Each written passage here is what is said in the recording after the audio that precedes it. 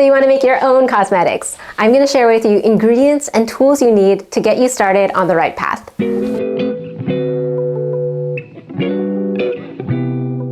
Disclaimer, I'm not an esthetician or a cosmetic chemist. I'm just a person who loves to DIY as much as I can. I've been making my own cosmetics for over 20 years. Initially, it was to save money, but in the end, I found out I was reducing a lot of plastic waste. So even if I buy, like say, Shea Butter in a plastic bag, I can make so many lip balms. Let's go into the video and talk about ingredients.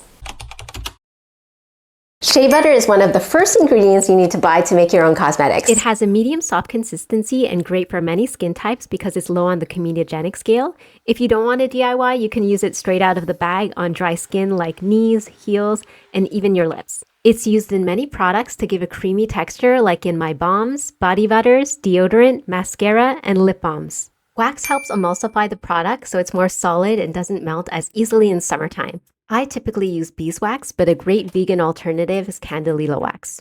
Cocoa butter is optional. I love it in body butters and lip balms because it smells like chocolate. People also say it's really great for stretch marks, but don't put it on your face. It could cause breakouts.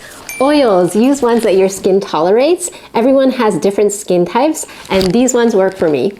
Oils help make the butters more spreadable. I added oil to this Shea Butter, and it's easier to apply.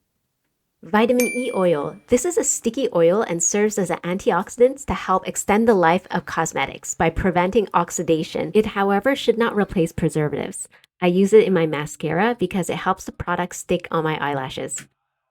Arrowroot powder is good to absorb excess oil and sweat, and it gives your skin a poreless finish. It's one of the key ingredients in my mineral foundation powder. It helps absorb any excess oil or oiliness on my face, but it doesn't dry out my skin. It's also very common in natural deodorant recipes.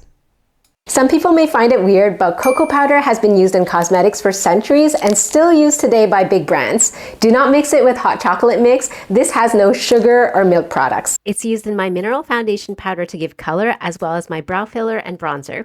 I use activated charcoal for its color, but it's also used as a face mask because it removes toxins. It's great to add pigment to my mascara and powder liner. As for tools, I use a scale that weighs in grams. I have a stir stick, but you could also use a spoon. Beakers to help melt down the products. You could also use any small jar. And containers to put your products in. You can buy containers, but I just like to upcycle mine. With these tools, all I need is a pan, a bit of water, and a stovetop. It'll help melt the ingredients down. I hope this video gives you a clearer idea of what you need to buy in order to make your own products. If you have any questions, let me know down in the comments. I'd be happy to share any recipes or tips in future videos.